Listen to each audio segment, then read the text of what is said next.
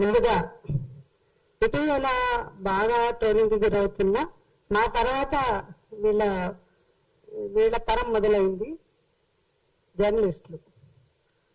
ఒకప్పుడు బహుశా 8-10 ఏళ్ల నుంచి మేము తీవ్రంగానే యాక్టివిస్టులను ఎదుర్కొంటున్నాం. ఈ ఎన్నికలు కాక గత ఎన్నికల్లో, బెంగాల్ ఎన్నికల్లో బీజేపీ ఒక పోలింగ్ స్టేషన్ లో ఒక బీజేపీ మహిళ మీద దాడి జరిగిందని ఒక న్యూస్ వస్తే దాని మీద కూడా నాది దేవిది ఫోటోలు పెట్టి భయంకరంగా బయలుదేరండి ఆటో పట్టుకుని, ట్రాలీ పట్టుకుని, లారీ పట్టుకుని, బస్సు పట్టుకుని అక్కడికి వెళ్ళండి, ఆమెకు న్యాయం చేయండి అని మాట్లాడారు. తర్వాత అక్కడ పోలీస్ అధికారులు ఒక స్టేట్మెంట్ ఇచ్చారు, ఏ ట్రోలింగ్ సరే ఆమె మీద ఎటువంటి దాడి జరగలేదు అని. అంటే ఒక వాస్తవం అనేది లేకపోయినా కూడా ట్రోలింగ్ కి ఎంచుకున్న సందర్భం అది.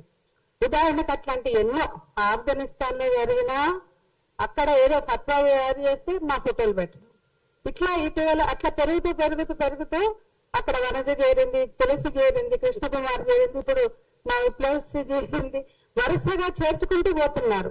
అలాగే రవి లాంటి వాళ్ళని, ఒకప్పుడు సూర్యపల్లి సుజాత, సంధ్య, దేవి వీళ్ళు ఉండేవాళ్ళు, ఇప్పుడు ఇక వీళ్ళ సంఖ్యను పెంచుకుంటూ పోతున్నారు.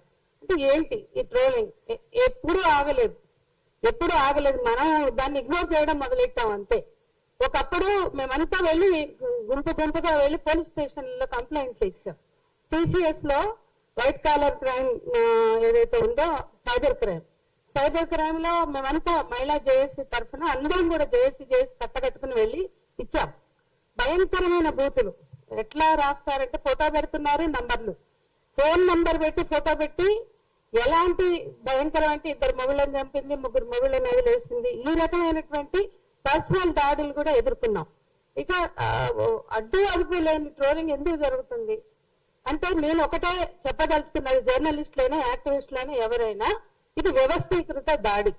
వీళ్ళ గొంతులు వినిపించకుండా, వీళ్ళు ప్రజారంగంలో పబ్లిక్ స్పేస్ లో కనపడకుండా వెనక్కి నెట్టేయడం కోసం చేస్తున్న దాడి, అంతకు మించి మరొకటి లేదు. అది మనందరికి తెలిసిన విషయం. దీన్ని ఎదుర్కోవడం ఎట్లా? 1-2 ఎన్ని ఘటనలు? తులసి చంద్ర మీద ఎంత దారుణంగా చేశారు. వనజ వీడియోలు చూస్తే ఎంత అద్భుతమైనటువంటి మహా మీడియా తరఫున వాళ్ళు సమాజానికి ఉపయోగపడేవి, చైతన్యం కల్పించేవి, ఇన్ఫర్మేటివ్ గా ఉండేవి చేస్తున్నారు. దాని కింద కూడా చూస్తే కామెంట్స్ అవే ఉంటాయి. అంటే ఎవరిని స్పేర్ చేయట్లేదు ఈ సంఘీయులు, ఎవరిని స్పేర్ చేయట్లేదు. ఒకటే అసలు వాస్తవాలతో పనిలేదు. ఉదాహరణ మన ఖమ్మం ఘటనే తీసుకోండి. అది 6 జరిగితే 8 రాత్రి వరకు ఆ అమ్మాయి ఎవరికి చెప్పలా. వాళ్ళ మేనమామ ప్రసాద్కి ఏదో చెప్పింది, రాత్రి 10ంటికి చెప్తే అది అలా బయటకు వచ్చింది 8వ తారీఖు. 8 రాత్రి అది బయటకు వచ్చింది 9వ తారీఖు. అక్కడ మహిళా సంఘాలు, పిఓడబ్ల్యూలు, ఇతర ప్రజా సంఘాలు అక్కడ ప్రొటెస్టులు చేసినాయి. 9 చేసినాయి, 10 చేసినాయి, 11 మేమంతా ఇక్కడ నిమ్స్కి వెళ్ళాం. కుటుంబం అందరితో మాట్లాడాం, హెల్త్ మినిస్టర్ తో మాట్లాడాం.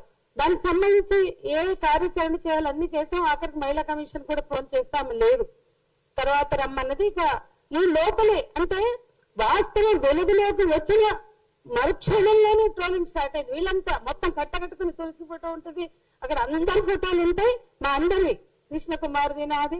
వీళ్ళంతా ఏం చేస్తున్నారు అంటే ఇక్కడ ఒకటే వాస్తవం. అంటే ఎంత కళ్ళు మూసిపోయి ఉన్నారు వాళ్ళంటే, భగీరథ ఇష్యూలో కనపడిన వీళ్ళు ఏమయ్యారన్నారు. భగీరథ ఇష్యూకి ఈ ఖమ్మం గౌస్ పాషా చేసిన ఘటన దుర్మార్గమైన ఘటన, హేయమైన ఘటన. ఈ ఘటన మధ్య 101 జరిగాయి. అది మొదటిది అయితే 102వది ఇది. కానీ 101 ఘటనల్లో మాట్లాడలేదు వీళ్ళు. 101 ఘటనలో నేరస్తులు హిందువులు కాబట్టి అసలు ఎవరు మాట్లాడలేదు. పోయింది భగీరథ ఘటన నుంచి మొదలు పెడితే 101 ఘటనలో ఎవరు మాట్లాడాల. కనీసం వాళ్ళకి సిగ్గు, ఎద్దు, జ్ఞానం ఏమీ లేదు. వాళ్ళు ఓపెన్ గా గౌస్ భాష ఇంత క్రూరంగా దాడి చేస్తే వీళ్ళు ఎక్కడ అని ట్రోలింగ్. మరి 101 ఘటనలలో మీరు ఎక్కడ? మొత్తం ఎవరికుంది? మనకుందా వాళ్ళకుందా? ఈ ఘటనని కూడా ఖండించారు. ఎందుకు ఖండించు అంటే కనీసమైన సోయి లేదా వీళ్ళకి? గౌస్ భాష అయినా లేకపోతే క్రిస్టోఫర్ అయినా ఇంకెవడైనా ఏ నేరస్తుడు ఎవడైనా ఖండిస్తాం, ఎవడైనా శిక్షించమని కోరుతాం. బాధితురాలు ఎవరైనా న్యాయం కావాలని కోరుతాం. ఇంత కామన్ సెన్స్ లేకుండా, ఇంత స్పృహ లేకుండా వీళ్ళు ఉన్నారంటే వీళ్ళ కళ్ళు ఎందుకు మూసుకుపోయింది? వీళ్ళు ఎందుకంటే ఖచ్చితంగా అంటే వాళ్ళకి ఏ ఫ్యాక్ట్స్ తోటి పనిలేదు. ఇప్పుడు గౌస్ భాష అక్కడ చేశాడు అనగానే మొదలైంది. అదే రోజు రకరకాలు ఎక్కడి నుంచి వచ్చిందో ఆ ప్రియా చౌదరి, ఎక్కడి నుంచి వచ్చిందో ఆ ఆకుల శ్రీవాణి, ఇష్టం వచ్చినట్లు ప్రేలాపనలు. అంటే వాళ్ళకి జవాబారీతనం ఎందుకు లేదు? జవాబారీతనం ఉన్న వాళ్ళు ఎవరైతే భగీరథ ఘటన నుంచి భగీరథ ఘటన తెల్లారే సంగారెడ్డిలో వికారాబాద్లో జరిగింది. నేరస్తులు అరెస్ట్ చేశారు కదా నేరస్తుల్ని.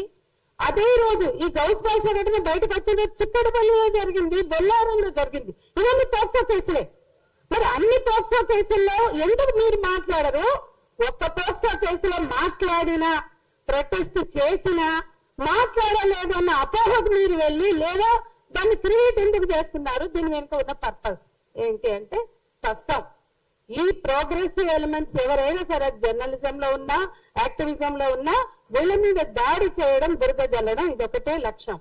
దీన్ని ఎదుర్కోవడం ఎట్లా అనేది ఇవాళ మనం మాట్లాడుకుందాం. అది చాలా ముఖ్యమైనది. ఎందుకంటే వందల ఘటనలు ఇప్పుడు చెప్పాలంటే ఈ 10 ఏళ్లుగా వ్యక్తిగత దాడికి ఎదుర్కొని అసలు కొంచెం కూడా ఎప్పుడో కాస్త బాధపడతాం కానీ ఆ బాధ కూడా పోయింది. ఇప్పుడు ఎటువంటి దాడి జరిగినా కూడా పట్టించుకోలేని స్థితిలోకి మేము వచ్చేసాం. కానీ ఇట్లా అందరూ ఉండగలుగుతారా?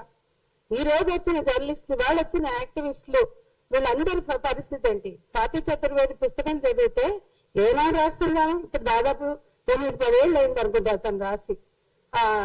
ఆమె ట్రోలింగ్ గురించి వైఎం ట్రోల్ అని ఆమె రాసినటువంటి ఆ పుస్తకంలో ఎంత ఆర్గనైజ్డ్ గా వీళ్ళు ఉన్నారు.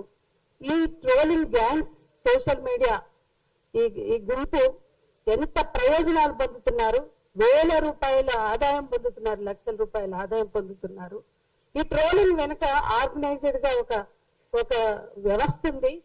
ఈనాడు ఈ వ్యవస్థను అంతో కొంత ప్రోగ్రెసివ్ గా, కొంత ఆలోచనతో, కొంత చైతన్యంతో ఉన్నటువంటి మీడియా కావచ్చు, సమాజం కావచ్చు, ఇది మాట్లాడకూడదు అనే ఒక స్పృహ ఉన్న చోట ఏదైనా మాట్లాడొచ్చు అని బరి తెగింపు, ఇందాక మంజరి గారు చెప్పినట్టు ఆ బరి తెగింపుతో దిగబడుతున్నటువంటి స్థితిని మనం చూస్తున్నాం.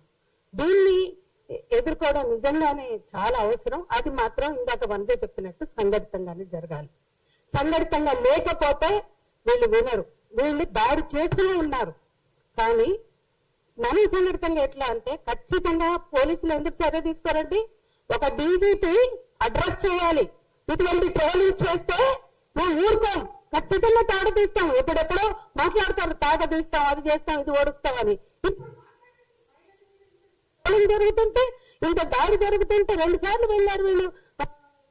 ఇలాంటి మరిన్ని వీడియోల కోసం మా యూట్యూబ్ ఛానల్ ను లైక్ చేసి సబ్స్క్రైబ్ చేసుకోండి.